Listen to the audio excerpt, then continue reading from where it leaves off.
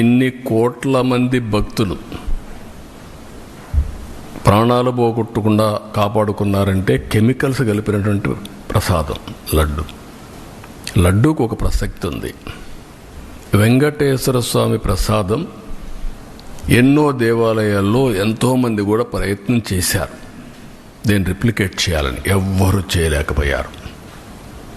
అది వెంకటేశ్వర స్వామికి ఉండే ప్రత్యేకత. అది ఒక్క తిరుమలలో తయారు చేసిన లడ్డు ప్రసాదాలు అక్కడికే పరిమితం తప్ప ఎవ్వరు కూడా రిప్లికేట్ చేయలేరు.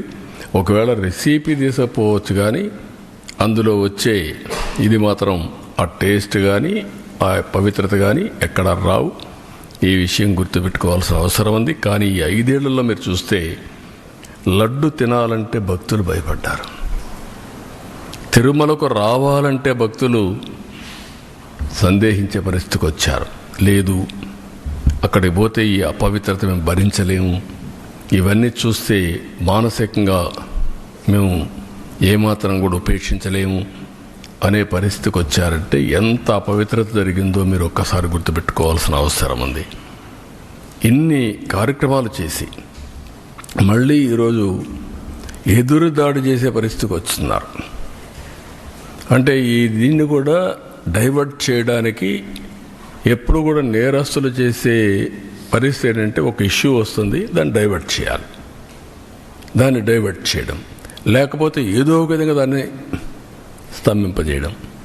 ఇది ఒక పద్ధతి ప్రకారం పెట్టుకొని చేస్తున్నారు. ఇది మంచి పద్ధతి కాదు.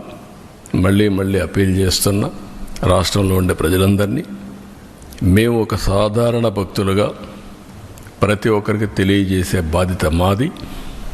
బాధ్యతలో ఉండే ప్రభుత్వంగా ఇలాంటి తిరిగి జరగకుండా పవిత్రతను కాపాడడానికి ఏ చర్యలు తీసుకోవాలని అన్ని చర్యలు తీసుకున్నాం, ఇంకా తీసుకుంటాం. అదే మరి దోషులను కూడా అన్ని విధాలా శిక్షించడానికి అన్ని చర్యలు తీసుకొని ముందుకు పోతాం. ఇది బ్రీఫ్గా.